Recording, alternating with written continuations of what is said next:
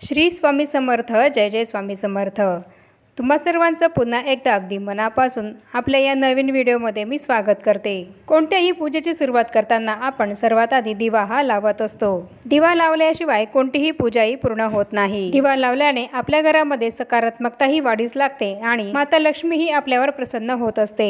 सकाळी आणि संध्याकाळी आपल्या घरात दिवा लावल्याने आपल्या घरातील नकारात्मक गोष्टी या बाहेर जातात. आपल्या घरामध्ये दिवा लावल्याने आपल्या घरातील अंधार हा दूर होऊन आपलं घरी प्रकाशमान होत असतं आणि देवांजवळ दिवा लावल्याने आपल्या मनाला सुद्धा आनंददायी असं वाटत असतं. प्रसन्नतापूर्वक आपल्या घरात वातावरण हे निर्माण होत असतं. पण हा दिवा लावतानाचे सुद्धा काही महत्त्वाचे नियम असे सांगण्यात आले आहेत. तर आजच्या या व्हिडिओमध्ये आपण हीच माहिती बघणार आहोत की देवाजवळ दिवा लावताना आपल्याला तो कसा लावायचा आहे. त्याचप्रमाणे आपल्याला दिवा हा कोणत्या दिशेला लावायचा आहे, तेलाचा किंवा तुपाचा दिवा हा कसा आणि कुठे लावायचा आहे, दिवा आपल्याला कोणत्या दिशेने तोंड करून लावायचा आहे, याबद्दलच आपण आजच्या या व्हिडिओमध्ये संपूर्ण माहिती ही बघणार आहोत. चला तर मग आपण आपल्या आजच्या या व्हिडिओला सुरुवात करूया.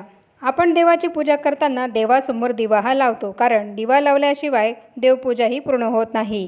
तसंच पूजा देवापर्यंत पोहोचत सुद्धा नाही. देवाजवळ आपण जर दिवा लावला नाही तर आपण केलेली पूजा ही देवांपर्यंत पोहोचत सुद्धा नाही आणि म्हणूनच आपण देवांजवळ पूजा करताना दिवा हा लावत असतो. पण हा दिवा लावताना काही गोष्टी आहेत ज्याच्याकडे आपल्याला आवर्जून लक्ष हे द्यायचे आहे. आपण जो दिवा देवांजवळ लावणार असू तो दिवा नेहमी स्वच्छ हा असला पाहिजे. दिवा लावताना तो दिवा आपल्याला स्वच्छ घासून पुसून लावायचा आहे.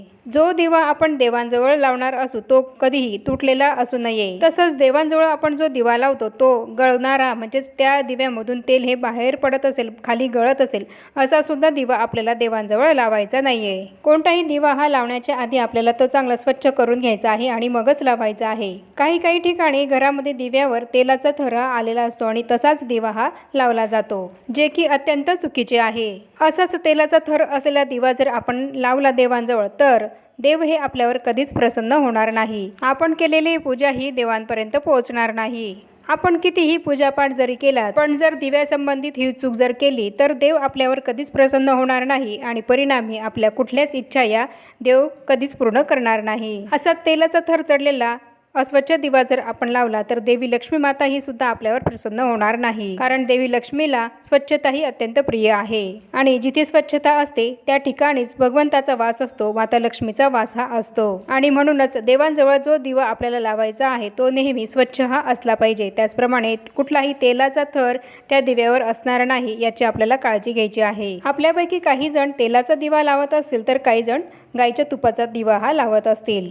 गाईच्या तुपाचा दिवा लावल्याने जास्त सकारात्मक ऊर्जा ही आपल्या घरामध्ये निर्माण होत असते आणि म्हणूनच देवांजवळ गाईच्या तुपाचा दिवा लावण्याला अत्यंत महत्त्व हे दिलं गेलं आहे. माता लक्ष्मीला गाईचे तूप हे अत्यंत प्रिय आहे आणि गाईच्या तुपाचा दिवा लावल्याने माता लक्ष्मी ही आपल्या घराकडे आकर्षित होत असते आणि म्हणूनच गाईच्या शुद्ध तुपाचा दिवा हा देवांजवळ लावण्याला अत्यंत महत्त्व हे आहे. पण जर तुम्हाला गाईच्या तुपाचा दिवा लावणं शक्य नसेल तर तुम्ही तेलाचा सुद्धा दिवा हा लावू शकता. मग यामध्ये तुम्ही तुमचं रोजचं जे खाण्याचं तेल असेल त्या तेलाचा सुद्धा दिवा लावू शकता किंवा तिळाच्या तेलाचा दिवा सुद्धा लावू शकता. तेलाचा दिवा लावल्याने आपले कष्ट, बाधा, संकटे ही दूर होण्यासाठी मदत होत असते आणि जर आपण गाईच्या तुपाचा दिवा लावला तर आपल्याला धनसमृद्धी, शांती ही मिळत असते. आपल्या सर्व मनोकामना पूर्तीसाठी गाईच्या तुपाचा दिवा हा लावला जातो. अखंड लक्ष्मी प्राप्तीसाठी गाईच्या तुपाचा दिवा हा लावला जातो. ज्यांच्याकडे गाईचे तूप असेल तर त्यांनी रोज अगदी न चुकता तुळशीजवळ आणि देवांजवळ सुद्धा गाईच्या तुपाचा दिवा हा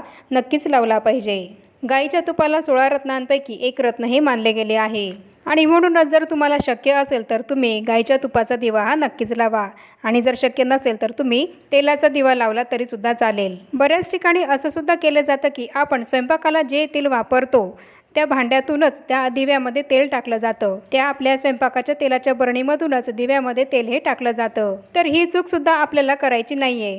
देवांसमोर दिवा लावताना आपण जे काही तेल किंवा तूप वापरणार असू ते आपल्याला एका वेगळ्या भांड्यामध्ये काढायचं आहे आणि त्या तेलाचा किंवा तुपाचाच दिवा हा आपल्याला देवांजवळ लावायचा आहे. देवांसाठी जे तेल तूप आपण वापरू ते आपल्याला वेगळंच ठेवायचं आहे. कारण स्वयंपाक करत असताना आपण मासिक धर्म असला तर त्या स्वयंपाकाच्या तेलाच्या भांड्याला आपला हात लागतो आणि त्याच तेलाने आपण स्वयंपाकसुद्धा करत असतो आणि मासिक धर्म संपल्यानंतर त्याच तेलाने आपण देवांजवळ दिवा हा लावत असतो, जे की अत्यंत चुकीचं आहे। आणि हेच तेल तूप जर आपण वेगळे काढून ठेवले तर मासिक धर्म जरी आला तरी आपला हात त्या तेलाला किंवा तुपाला लागणार नाही। आणि म्हणूनच देवांजवळ दिवा लावताना आपण जे तेल तूप वापरणार असू ते आपल्याला वेगळं काढायचं आहे आणि ते देवांजवळच आपल्याला एका बाजूला ठेवायचं आहे।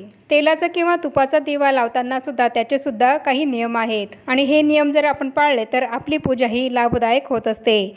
तुपाचा दिवा हा आपल्याला आपल्या उजव्या बाजूला म्हणजेच देवघराच्या डाव्या बाजूला लावायचा आहे आणि तेलाचा दिवा आपल्याला आपल्या डाव्या बाजूला म्हणजेच देवघराच्या उजव्या बाजूला लावायचा आहे। म्हणजे जेव्हा आपण देवपूजा करायला देवघरासमोर बसू तेव्हा आपल्या उजव्या हाताला आपल्याला तुपाचा दिवा लावायचा आहे आणि जर आपण तेलाचा दिवा लावत असू तर तो आपल्या डाव्या हाताच्या बाजूला आपल्याला लावायचा आहे। अशा प्रकारे दिवा जर आपण लावला, हा नियम पाळून जर आपण दिवा लावला तर त्याचा आपल्याला नक्कीच फायदा हा होत असतो। त्याचप्रमाणे दिव्याची वात कोणत्या दिशेला असावी याबद्दल सुद्धा नियम आहेत। आपल्या घरामध्ये देवघर हे नेहमी ईशान्य दिशेला असावे आणि ज्या वेळेस आपण दिवा लावतो त्यावेळेस त्या दिव्याची वात ही पूर्व किंवा उत्तर दिशेला असावी। देवांजवळ आपण जो दिवा लावू त्या दिव्याची वात ही आपल्याला पश्चिम किंवा दक्षिण दिशेलाही येणार नाही याची काळजी घ्यायची आहे।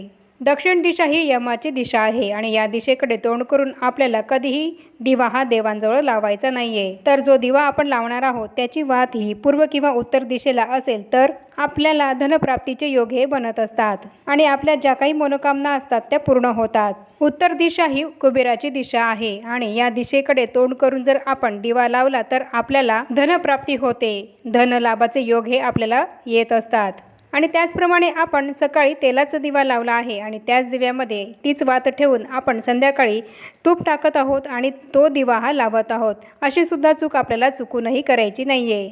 आपण जर एकदा तेलाचा दिवा लावला आहे तर आपल्याला त्या दिव्यामध्ये तेलच टाकायचं आहे आणि जर तुपाचा दिवा लावला आहे तर त्या दिव्यामध्ये आपल्याला तुपच टाकायचं आहे। आणि जर समजा तुमच्याकडे तेल किंवा तूप हे संपलं असेल आणि तुम्हाला तुपाऐवजी तेल टाकायचं असेल किंवा तेलाऐवजी तूप टाकायचं असेल तर आधी तो दिवा तुम्हाला स्वच्छ घासून घ्यायचा आहे आणि त्यामध्ये नवीन वात लावून तुम्हाला जर त्यामध्ये तेल किंवा तूप टाकायचं असेल तर ते तुम्ही टाकू शकता। तेल आणि तूप एकत्र असलेला दिवा हा आपल्याला कधीही देवांजवळ लावायचा नाहीये आणि सकाळ संध्याकाळ जो दिवा आपण देवांसमोर लावणार असू त्याला सुद्धा आपल्याला नमस्कार हा जरूर करायचा आहे। तर असे हे दिवा लावण्याचे अत्यंत महत्त्वपूर्ण असे नियम आहेत आणि हे नियम पाळून जर आपण दिवा लावला तर आपण केलेली पूजा ही देवांपर्यंत पोहोचते आणि देवांचा आशीर्वाद हा आपल्याला मिळत असतो। आणि आता हे जे काही नियम मी तुम्हाला सांगितले आहे ते नियम तुम्हाला जर आतापर्यंत माहीत नसतील तर इथून पुढे दिवा लावताना हे नियम पाळूनच तुम्ही दिवा लावा। ज्या चुका आपल्याला दिवा लावताना टाळायच्या आहेत त्या तुम्ही इथून पुढे नक्कीच टाळा आणि मग बघा तुम्ही केलेली देवपूजा ही देवांपर्यंत नक्कीच पोहोचेल।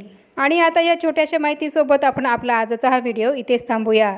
चॅनलवर जर पहिल्यांदाच आला असाल तर चॅनलला जरूर सबस्क्राईब करा आणि या व्हिडिओला जास्तीत जास्त लाईक आणि शेअरसुद्धा जरूर करा आणि भेटूया पुन्हा अशाच नवीन एका माहितीपूर्ण आणि महत्त्वपूर्ण व्हिडिओसोबत। तोपर्यंत सर्वांना श्री स्वामी समर्थ।